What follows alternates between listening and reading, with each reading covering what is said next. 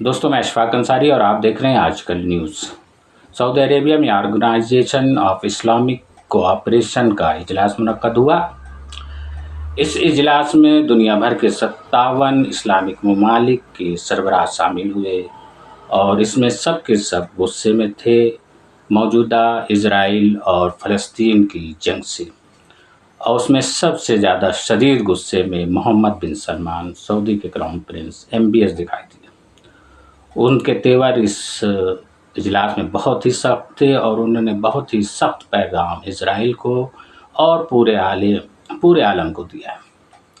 उन्होंने कहा है कि हम ये नहीं मान सकते कि इजराइल जो ये जंग कर रहा है वो सेल्फ डिफेंस में कर रहा है। इजराइल जो कर रहा है वो एक वार क्राइम है। वो औरतों और बच्चों और अस्पतालों को बम्बार्डमेंट करके उन्हें तबाह व बर्बाद कर रहा है, उन्हें ख़त्म कर रहा है, जिसे किसी भी तरह से जस्टिफाई नहीं किया जा सकता।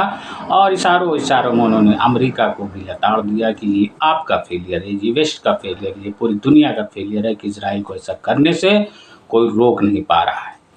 उन्होंने इजराइल को चेतावनी देते हुए कहा कि तुरंत ये जंग बंद होनी चाहिए और गज़ा के लोगों के लिए ह्यूमैनिटेरियन राइट के लिए उसके रास्ते खोलने चाहिए, उन तक मदद पहुंचानी चाहिए। ऐसे सख्त तेवर MBS के बहुत ही कम जगहों पे दिखाई दिए। दोस्तों इस इजलास में सख्त तेवर के लिए जाने जाने वाले तुर्की के प्रेसिडेंट रजब तैयब एर्दोगान भी दिखाई दिए और उन्होंने भी अपने सख्त तेवर अपनाए। उन्होंने कहा कि इस मसले का हल सिर्फ 2 स्टेट सॉल्यूशन है और फ़िलिस्तीन का मुल्क बनाया जाना चाहिए और उसकी राजधानी यरूशलेम होगी। हम इससे कम पर समझौता करने के लिए तैयार नहीं हैं। दोस्तों ईरान तो जानते ही हैं कि वो शुरू से ही इस मामले में सख्त रहा है।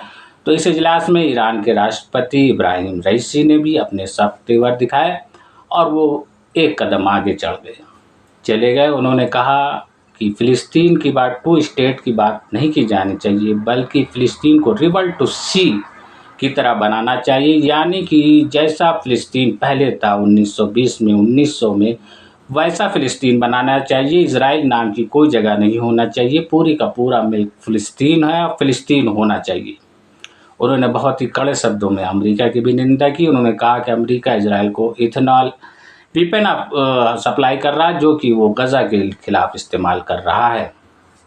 उन्होंने इसके साथ सभी इस्लामिक ममालिकों से ये गुजारिश की कि वो वेपन जो है गज़ा के लोगों को सप्लाई करें कि वो अपनी सेल्फ डिफेंस फ़िलिस्तीन के लोग कर सकें, इजराइल की बर्बरियत के खिलाफ मज़ाहमत पेश कर सकें। उन्होंने कहा कि इस वक्त इजराइल जो कर रहा है वो हम इस्लामिक ममालिक के आपसी इख्तलाफ और इंतशार का नतीजा है। हमें इसके खिलाफ मुत्तहिद होना चाहिए और एक साथ आना चाहिए। इस वीडियो में इतना ही। अल्लाह हाफिज़।